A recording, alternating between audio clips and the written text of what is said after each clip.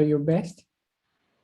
I'm Mainak. I'm based in New York University, Abu Dhabi.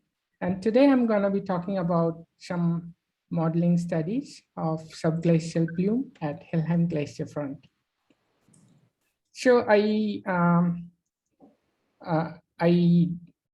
divided my talk into different sections. So on the first half, I'll be talking about some of the DNS or small scale modeling. And then I would go on to the main topic and I would talk about the modeling of Helheim Glacier. So let me just start by saying what is happening in Greenland.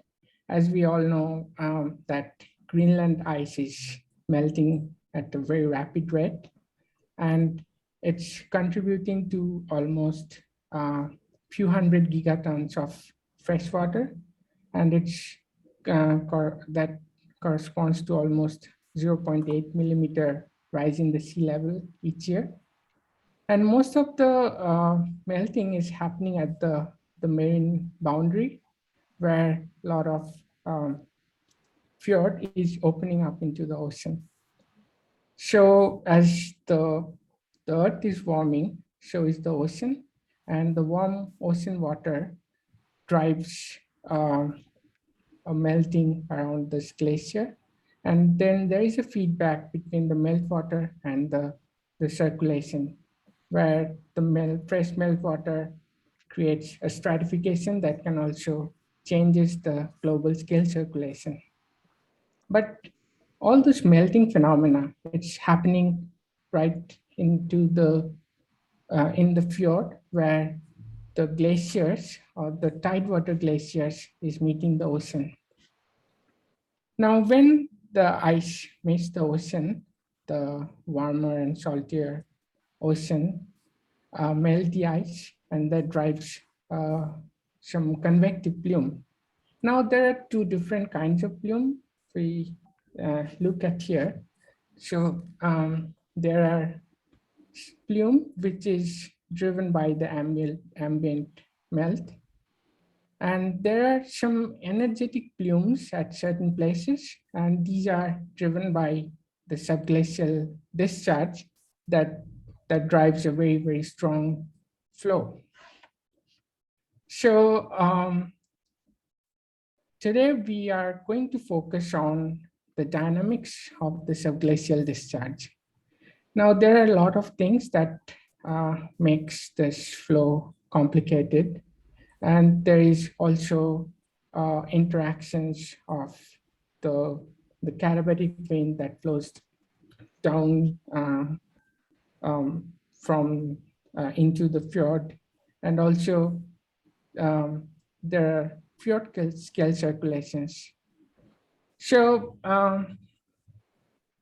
the most of the modeling study is based on plume, what we call it, the buoyant plume theory, and which says that instead of resolving the velocities and all the properties at grid point, we consider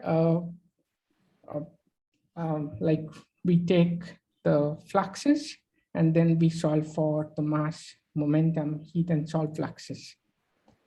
And that would, using that, we can know about the flow within the plume. And then that is combined with three-equation melt parameterization. And this three-equation is, first is the liquidus condition, and then the transfer of heat and salt.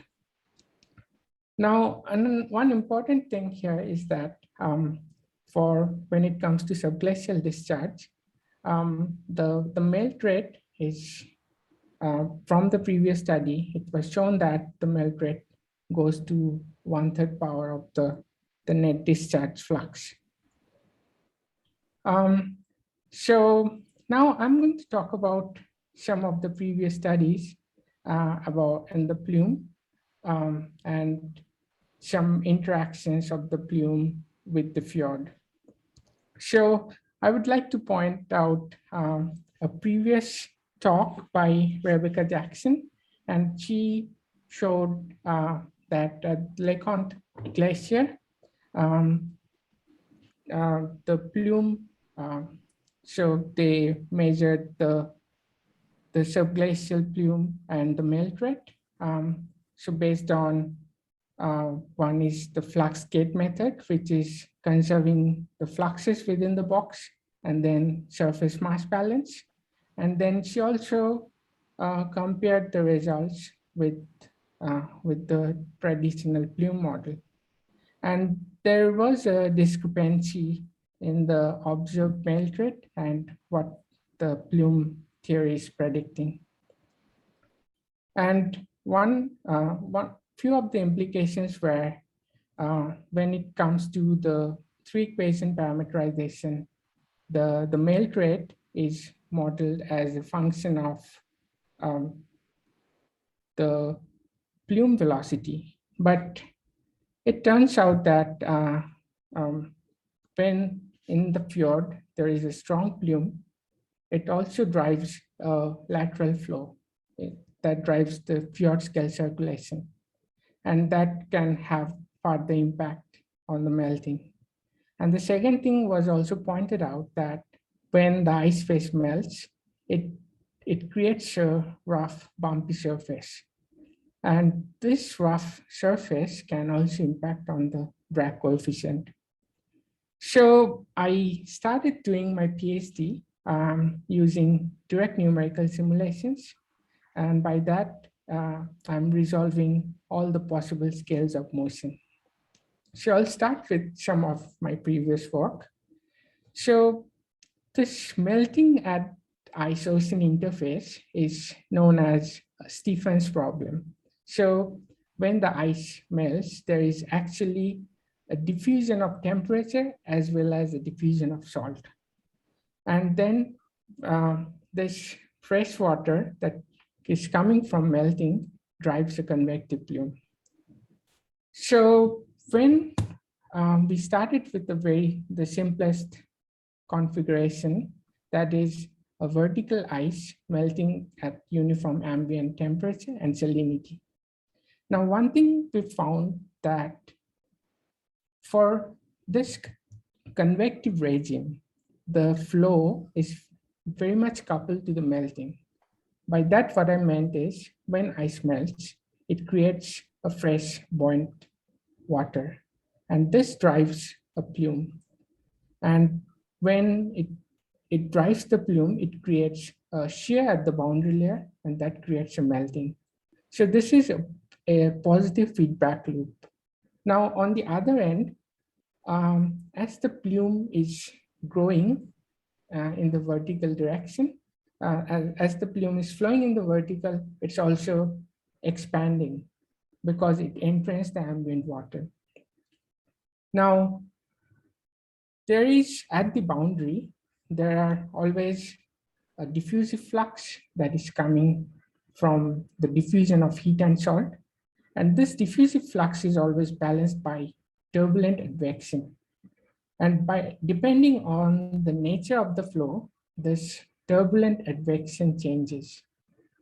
So when it comes to the convective melting or this convective regime, what we found that the velocity boundary layer always expands in the vertical direction. So if we start from here, the velocity boundary layer is close to the ice wall. As we go farther, the velocity or where the peak of the velocity is happening, it expands. And in this way, what happens is that the shear at the boundary layer remains constant. And that's why the melt rate doesn't depend on the velocity, and it only depends on the thermal forcing. But what happens for a sloping interface is that when you introduce a slope, this ambient meltwater can sense a stratification. And this stratification tries to cap those turbulent eddies and that is why we found a dependency of the sine of the slope angle. Now this so this sine theta is based on the slope angle, which is from the horizontal. But this is a very, very specific phenomena. When it comes to nature, we could barely see this kind of still ambience and this convective flow to happen. So then I went on and studied what would happen to the convective boundary layer when there is a strong shear. So over here, I'm showing the melt interface. And then on this panel, I'm showing the convective plume that is going up. And those arrows are showing an ambient orthogonal velocity that is creating a shear layer. So when there is an external velocity shear, this coupling of the boundary layer doesn't hold. And that means the shear, this velocity, because it's not coupled to the buoyancy, it drives a very, very strong shear layer, and all the scalar fluxes follows the boundary layer. So I found using different ambient forcing, I found that there is a velocity threshold. So I plotted the melt rate as a function of ambient velocity. And when the ambient velocity is very, very small, the melt rate is very weakly dependent on the velocity. But when it becomes large, it becomes linearly dependent. So I say this part of the flow, it's still convectively influenced, and then where the flow becomes stronger, it becomes shear dominated. And then I plotted the drag coefficient as a function of the resultant flow. By that I meant the resultant of the convective plume and the plume velocity as well as the ambient flow. And what I found that the drag coefficient is kind of not correlated for the lower velocity, but it becomes dependent, it becomes almost uniform at the higher end. So this experiment is done without any ambient stratification.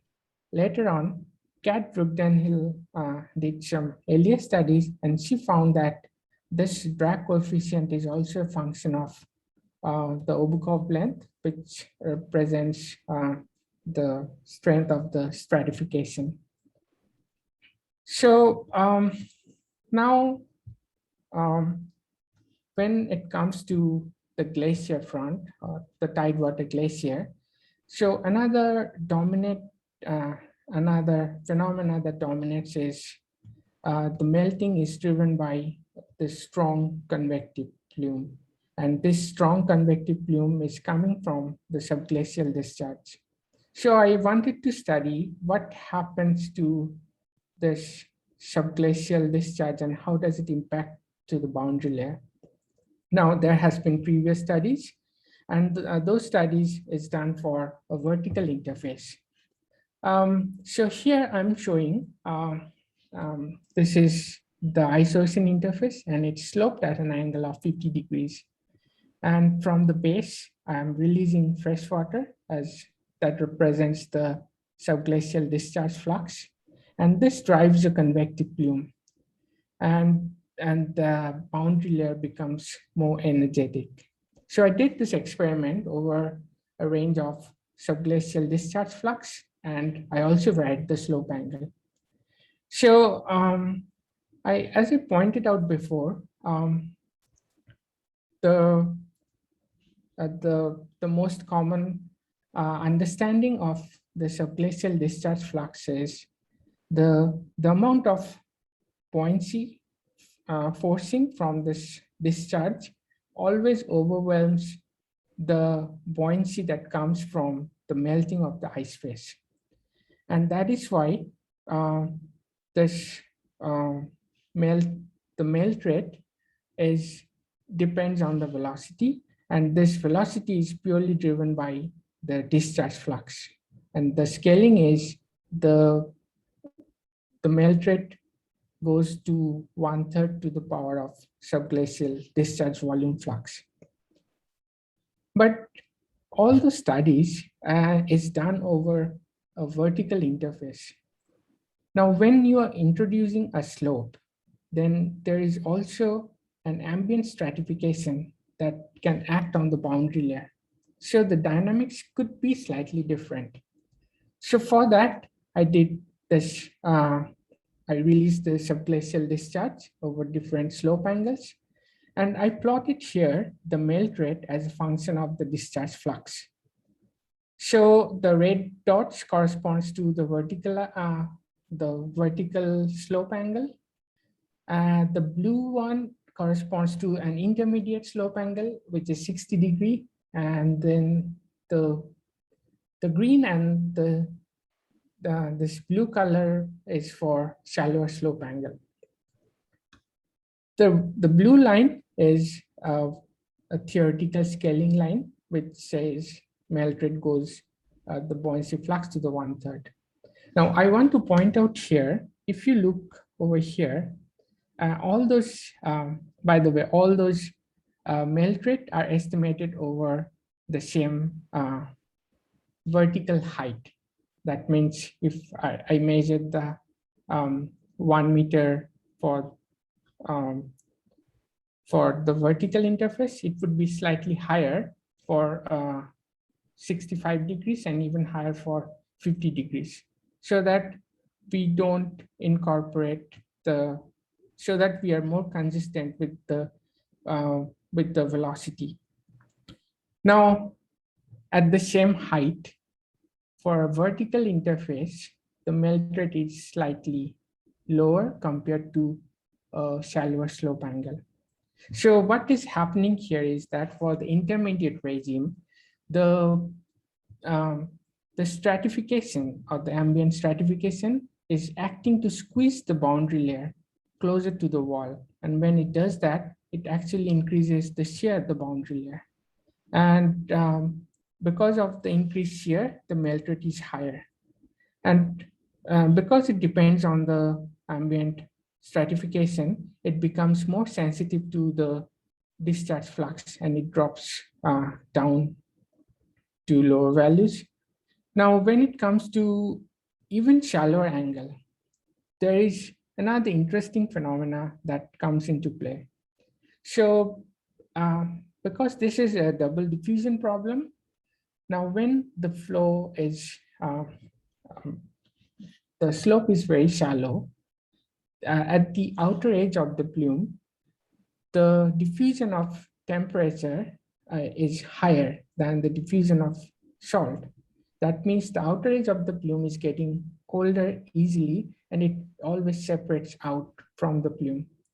And once it does that, it always takes energy from the plume, and that's why the melt rate doesn't increase as much as compared to the steeper slope angle. And that also, over here, I showed the entrainment coefficient.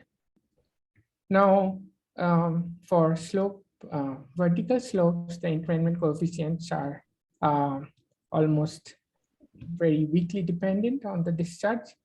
But when you go for very shallow slope angle, and all these experiments are done at an ambient temperature of 4 degrees centigrade, 5 degrees centigrade. And so it becomes, the double diffusion becomes more dominant, and instead the plume entraining the ambient fluid, it actually detrains, and hence the lower dependency of the subglacial discharge. So now there is another point that was discussed before, that the drag coefficient also changes based on the roughness. So I also did some DNS experiments. And so there has been previous studies, lab experiments, and also numerical modeling, where they studied the effect, they evolved the surface based on the flow. Now, my approach to the roughness is slightly different. I would say I took a bit simpler approach to this roughness problem. And why I wanted to look at is what roughness does to the plume dynamics. So for the plume, as I mentioned before, there is always there is a flux balance. So as the plume is going up, the plume enters the ambient water. And then on the ice wall side, there is also a momentum sink, which is caused by the drag force. So here I'm showing a DNS output of the melting in of a melt boundary layer, and that is driving this convective flow. And all the configurations are same, except for this one, I added some sinusoidal bumps that is creating a roughness. So one thing you can notice that once you add the roughness, the momentum disperses laterally and the plume is become much wider. So when I plotted the melt rate, because of the roughness, there is always higher melting at the trough and the lower melting in between. And so there is this variations in the melt rate. But I was less concerned about the melt rate and more concerned about the drag coefficient. So here I defined the surface roughness. So I calculated the drag coefficient based on various configurations of roughness. So how I changed the roughness is I added a sinusoidal bump, and then I change their amplitudes. That means the bumps are getting deeper. And also I just, I kept the amplitude and the wavelength the same, and the ratio the same, and then I increased the wavelengths. So over here, I defined a roughness parameter. I call it RA, which is the length between which is the ratio between the wavelength and the amplitude. And I calculated the drag coefficient based on this roughness. And one thing I found is that when this is becoming, the roughness is becoming very, very deep, there is actually a boundary layer separation that happens, and the drag coefficient becomes stabilizes, and it doesn't depend on those roughness length. Now, on the other hand, when you increase the sizes of the bumps, and I define the roughness by the wavelength normalized by the thickness of the velocity boundary layer. So when this bumpiness becomes very, very big, the flow doesn't see it as a roughness, but rather meanders around it. And that's why I found that the drag coefficient increases and then it starts to decrease. So with this, I would conclude this part. So what we've discussed here is convection plays an important role, and the turbulent fluxes at the boundary layer is determined by the flow regime. It also based on stratification. Surface roughness plays an important role at the boundary layer transport. So with this, I'll come to the main discussion today, which is the Helheim glacier front. So Helheim is in the southeast of Greenland, and it's one of the 5th largest glacier, and it's one of the fastest retreating glacier. So what makes the study of the glacier challenging is that to go there and observe, because one of the effect, which is the calving. So what is happening here is that the glacier is sitting on the bedrock, and this is sliding into the ocean. And then there are seasonal melt ponds that drains out the fresh meltwater.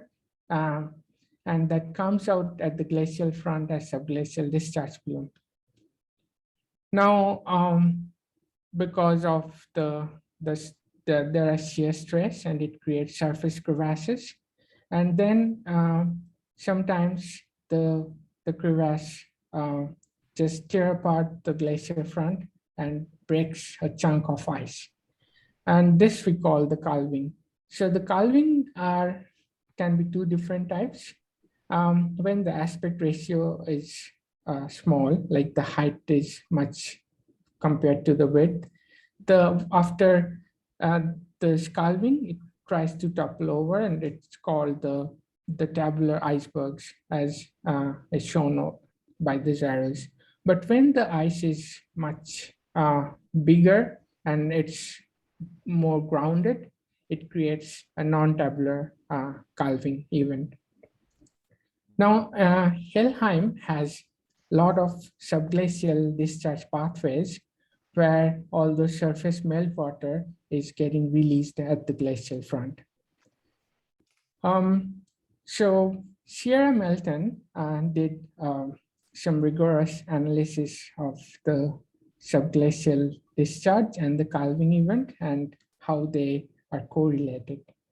So what she found there is that, by the way, this plot represents the calving events that is shown by those dots, and then the gray region is where there is no data, and then the pink region is where there is no observation of a subglacial discharge plume, and the blue regions is where there are surface plume that was visible.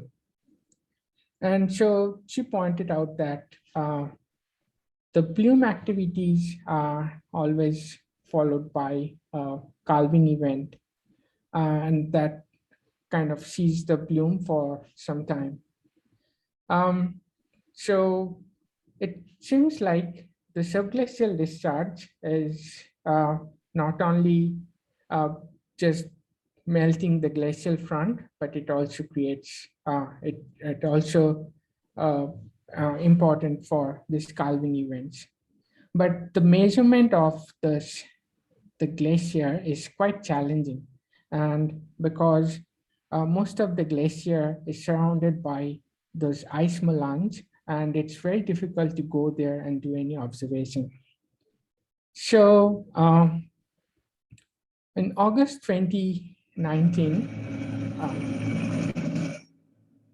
so MITgcm went there. This is David, and so the XCT is getting dropped right into the Helheim.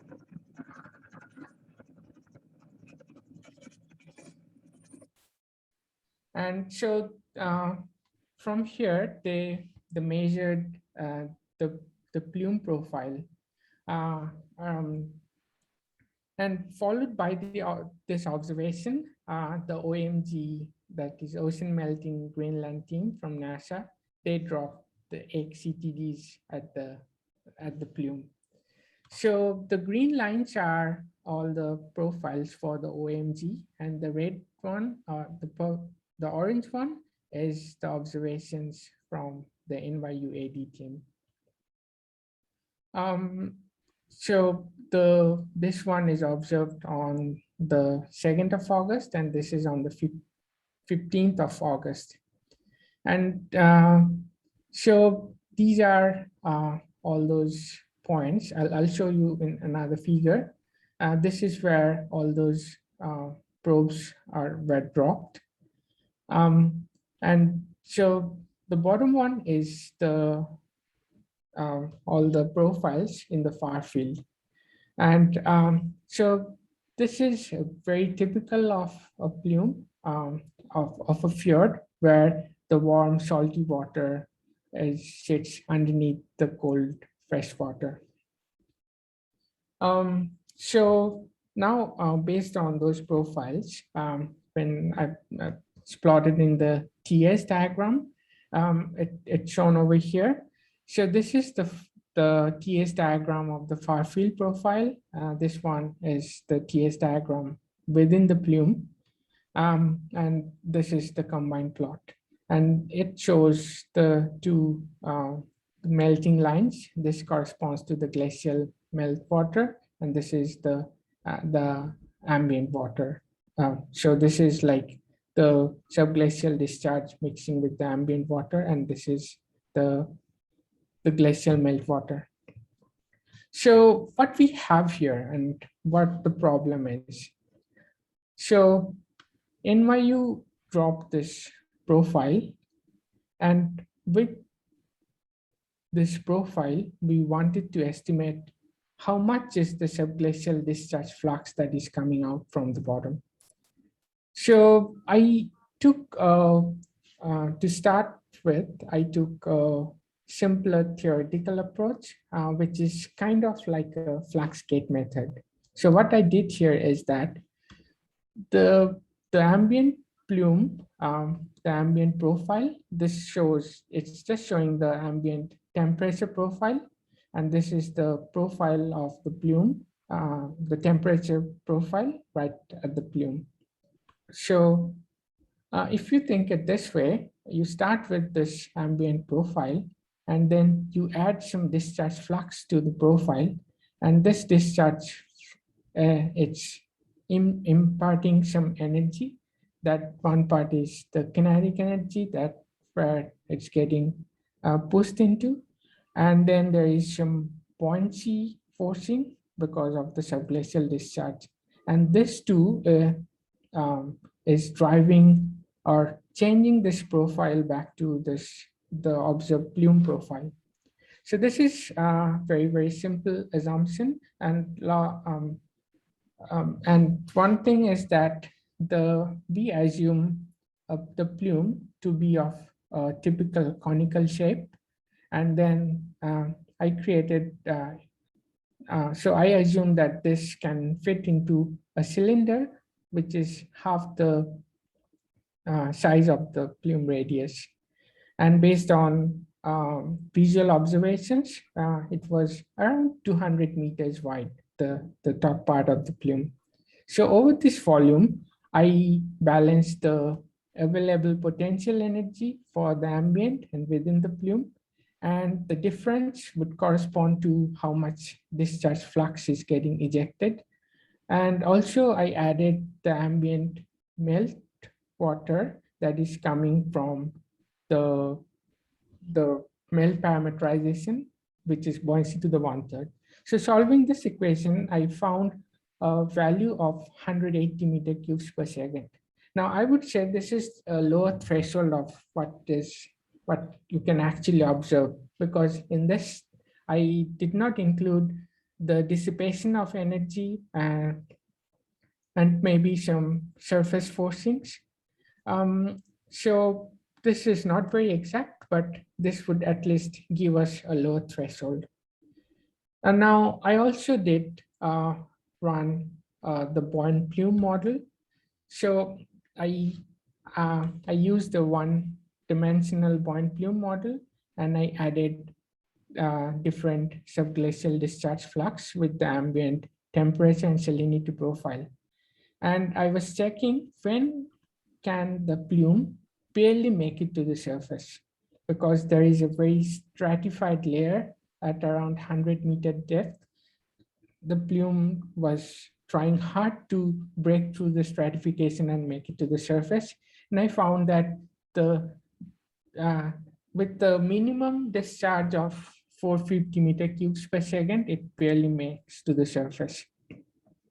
So because this buoyant plume always under predicts, so I took this value as the upper threshold of my parameter space.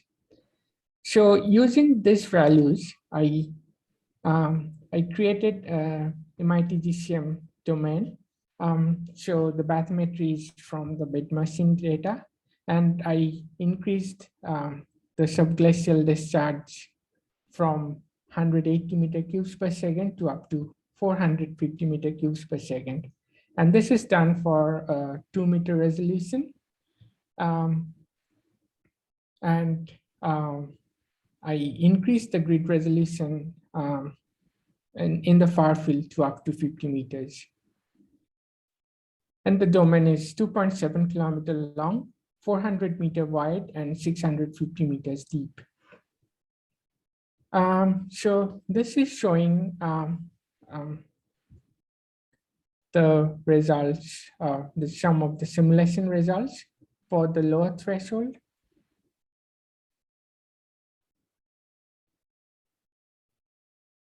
And this is for the upper threshold. So one thing you can notice here is that when I'm releasing the discharge for the higher discharge, the plume is getting ejected as a jet. And when it does that, it separates from the ice interface, and then later on it gets reattached. And also the intrusion layer is much wider, and the yeah. So then I plotted the model profile and overlaid what was observed within the plume. And I also added a thin layer of sea ice. And then when the plume is going up, it's actually melting the sea ice and creating an opening that represents the top profile for the plume. So here I'm showing all those profiles, and the red one is the observed plume profile, and the blue one is what we modeled. So there is for lower discharge, there is a freshness bias for the model output, and so the plume is not that energetic, and it's not actually entraining enough salt water. That's why when it reaches to the top, it finds always fresher. But for a very high discharge, it becomes even colder. And the problem with that is for too high of a discharge, the opening in the sea ice is going over the top, and it doesn't represent what was observed. So after several iterations, I found a value where there is a consistent opening in the sea ice, and also the plume matches to some extent. But there is another problem, which I'll discuss here. So now there are so many things that are unknown in this problem. We don't have any observations how the conduit looks like. That is where the plume is getting ejected. So we make several assumptions. If you make it very narrow, like 200 meters square of area, it creates a jet. But then if you make it much wider, the plume sticks to the wall. So when you are actually changing the conduit area, if you're trying to maintain the discharge flux, that means you are also increasing the ejection velocity for a lower conduit area, and the velocity would be lower for a much wider conduit area. So I did a series of studies with different conduit size. And here I plotted a shaded error bar overlaid with the observed profile. So this 300 meter cubes per second gives us the best match. However, it depends on several factors. It changes with how the water is getting ejected. So if you are ejecting it over much wider conduit, the plume doesn't actually represents what is observed. And as you increase, it's getting much close to the observation. So I found the best match profile for the plume. I mean, this is an instantaneous profile, but the opening in the sea ice is around 200 meters. And also the profile has a decent match with the observed profile. And here I'm just showing the melt rate, which can go as high as 700 meter a year. And this is the interface temperature, and this is the profile of the vertical, that is the plume velocity. So this is the observed profile of the best match profile that we found after several iterations. Now, this is one side of the story, but we had to justify whatever we found is actually can be relevant. So an output from the subglacial, the hydrological model, um, it shows that for 2019, the 9th of August, where this observation was made, the subglacial discharge output was around 220, and we modeled it, which is around 300. So this gives us confidence that this can be a valid result. But there is one more thing that that we came across, which is what is happening for the 2018. It is also quite high. The subglacial discharge is more than 270, 280 on the same date, but no plume activity was observed that day. So could it be the ambient stratification? So when we plotted the ambient profile, it almost looked like the profile for the 2019. So 2019 is the blue one, and the red ones are for the 2018. So clearly, this is not something to do with the fjord stratification. And also from the hydrological model output, we found subglacial discharge flux to be around same values. So the only possible way that the plume is not making to the surface is probably the plume is not coming out at a point source, but it's much wider distributed. So with this assumption, I did another experiment where I spread across the subglacial discharge over almost 1.2 kilometers. And I found that even with such high subglacial discharge flux, the plume is not reaching to the surface, and it's actually it's not visible to the at the surface. And more importantly, for this plume, we found that there is some velocity structure, turbulent structure due to high shear, and this is almost 10 meters of scales. So now this structure you can actually observe in real life, and this shows one of the surface structures at the Ilulissat glacial front before it's calving. So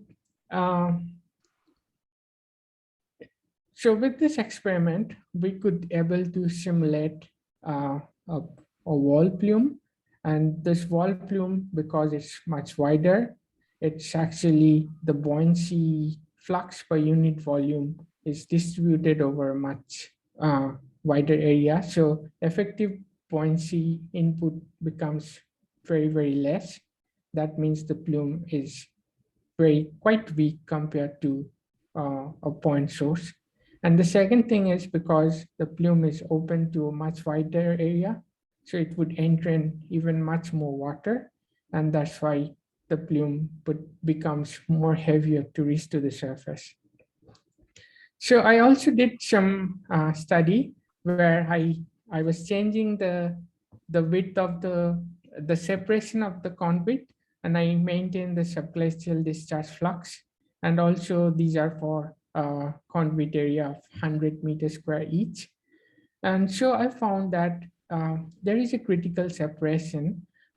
So one thing is that if you keep this away, eventually it would spread and merge, but that won't change the dynamics because there would still be the plume would retain its property even it's merged down uh, at the far end. But if you make them much closer, then this plume can merge together and just behave as if it's a single plume. And we found this a critical separation for this particular subglacial discharge to be around 8 meters. So this is an ongoing study, and we will probably do several other experiments with different subglacial discharge flux. So with this, I would try to conclude my talk, but there is some very important take-home message. So one thing is that so the subglacial discharge flux itself cannot tell you the entire story, because the subglacial discharge flux at the glacial front can be from a point source or can be over a distributed source, and the dynamics could be quite different. So here I plotted the net buoyancy anomaly over the entire volume, and then I averaged it over the volume, so that gives the buoyancy flux anomaly per unit volume. And then I plotted against the conduit area. And I found that this buoyancy anomaly is actually calculated from the difference between the observed plume and the model plume. And so the model is far away from observation for much wider conduit area.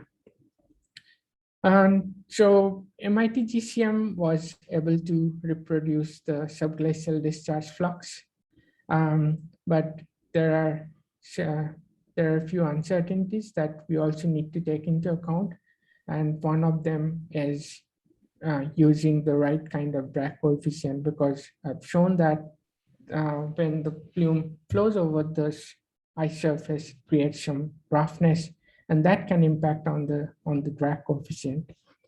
So for my future work, I'm presently working on something that was mentioned in Wilson et al., which is like when the plume is getting ejected at a glacial front, it creates a salt wedge, and that entrains the ambient water. So that means what we usually do is for subglacial discharge, we take the discharge temperature and salinity at the freezing point at that depth. This may not be true all the time, so I'm working on that. Also, I'm planning to use ice shelf remeshing in MITgcm using a non-hydrostatic setup that can facilitate the evolving ice geometry, and then how this evolving roughness is interacting with the plume. And also all the DNA studies I'm planning to incorporate into the plume model later on. So with this, I conclude my talk, and I'm open for questions.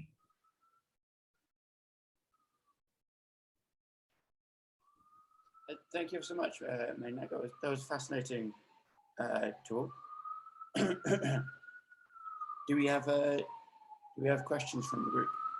Feel free to put up your hand or to write something in the chat.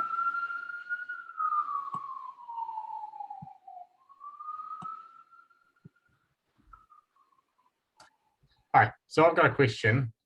Yes. About, you were comparing the modeled profile to the XCTD. And if I understood correctly, you're just taking a model time slice, I think it was at 0.9 days. Does it matter, is the model reached steady state by that stage, or does that play a factor? Yeah, so it was actually I'm showing the output for every 5 hours, but the model is actually outputting hourly. So so it actually reaches a quasi steady state, and that is when I would know that the discharge profile is actually matching with the observation. Okay, thanks.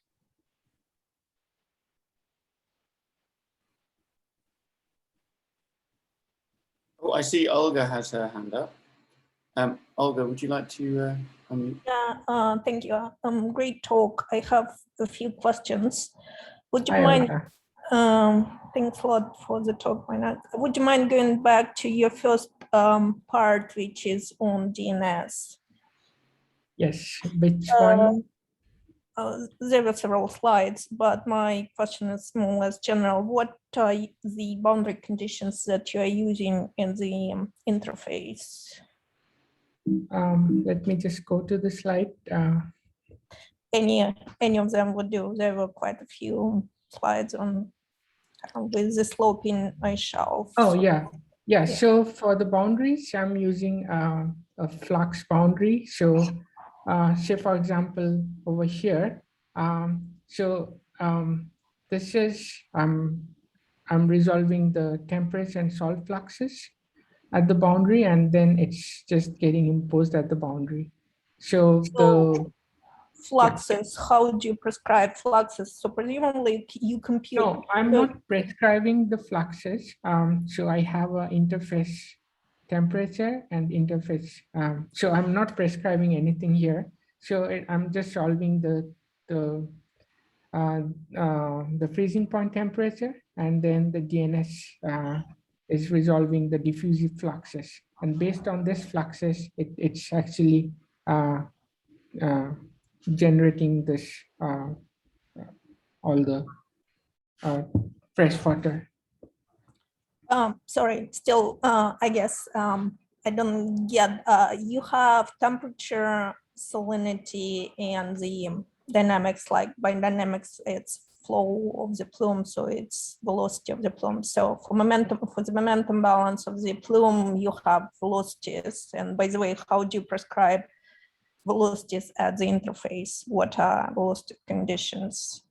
So if you're talking about if this is so when the ice melts, the ice phase actually recedes. Are you talking about that velocity? Not only that, but what do you actually prescribe as boundary condition for the momentum? Okay, so it has a no slip boundary. No slip. Okay, yeah. and so you do not include that component associated with melting. So whatever melt rate, you assume that. Yeah, so what it's happening over here is that we have a fixed boundary, and you can imagine as the ice is melting, the boundary is evolving with the domain itself is receding with the boundary. So it's moving with the boundary. But you do not resolve that, or do you? No, because I am not resolving anything within the ice. So yeah, Okay. So I'm only solving for the ocean part. So the All ice, right. Okay. the Yeah. ambient temperature and salinity for the ice is kept fixed. So you, but then what do you prescribe as a boundary on the ice shelf side for the temperature and salinity? What we fixed here is the temperature at the ice interface is kept as -10 degrees. At the interface itself? No, not at the interface itself. Like there are 3 grid points apart. So yeah, that would create a gradient, which is almost fixed. Okay, all right. And another question on the same on the same part. You showed the results for the ice shelf slope about 30 degrees, the lowest. Is it correct? Yes, So for the have discharge you- flux, right? Yeah. yeah. Have you tried something even less, like say 10 degrees, like even 1 or 2 Yeah. degrees, more or less horizontal? So there is a numerical challenge here because what the way the grid is structured is it's kind of squeezed at the boundary and then it's stressed in the far field. Now, when you're having a strong discharge flowing over a sloping interface, it's actually creating like those over a critical resorption number, the flow would just separate and create and mix far into the domain. And because if you're not resolving those fluxes in the far field, it creates some kind of numerical instability. So what we found there, if I want to actually do justice for this very sloping interface, because there is a separation in the boundary layer, I would have to make those stressed part even deeper. That means it would have to have much, even like almost 100 times higher expensive. So yeah, I actually started doing, but I'm not including anything over here at the moment. I guess my question is then, could you extrapolate or speculate how the results would come? Because here you are showing a sort of a separation for more or less vertical and then for smaller slopes. Is there another separation for even smaller slopes, or more or less what you're showing for 30 degrees could be kind of extrapolated? Yes, of course, it could be. I mean, probably I should do some LES in the future. Yeah. And if you could go please back a few slides where you show at eta or some kind of, I think it's over here. What eta plus? It's in scales 10 to the 3. What is the physical meaning of it? So yeah, that's a good question. I should have mentioned. So it's based on the shear length scale, like the the friction length scale. So yeah. It's kilometers, or what are units? No, it's non-dimensional friction length scale. And if you give some rough dimensional numbers, what would they be? So the actual width would be 1/100th of a millimeter. So it's extremely, it's Yeah, it's just within 3 to 4 grid points. Yeah. well, I mean, your grid points and depends what your resolution are taking. I'm rather more than trying to figure out what is the dimensional number, because so you have 3 regions. Could you give a sense what are those in dimensional units? So I separate the boundary layer into 3 regions. I would call the first part as the diffusive part, the diffusive boundary layer. And this boundary layer thickness can be of 5 times 10 to the minus 4 meter. So yeah, pretty thin. Okay, so it's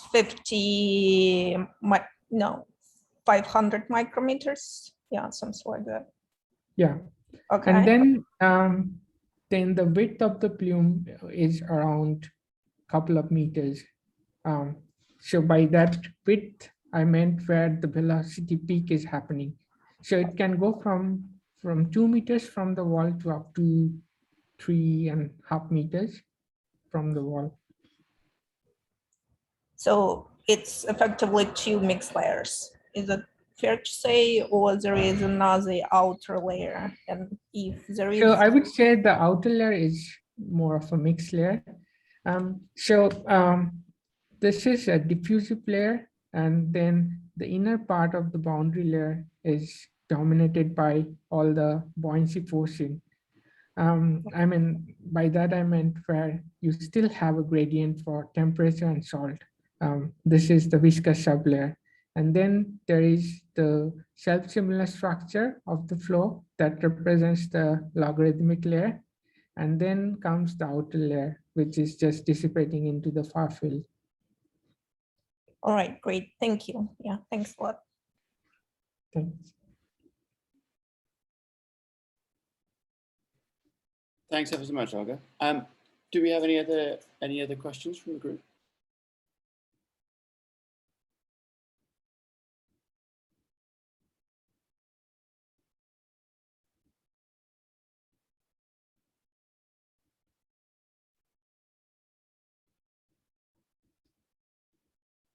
I will take that silence as perhaps no, we do not.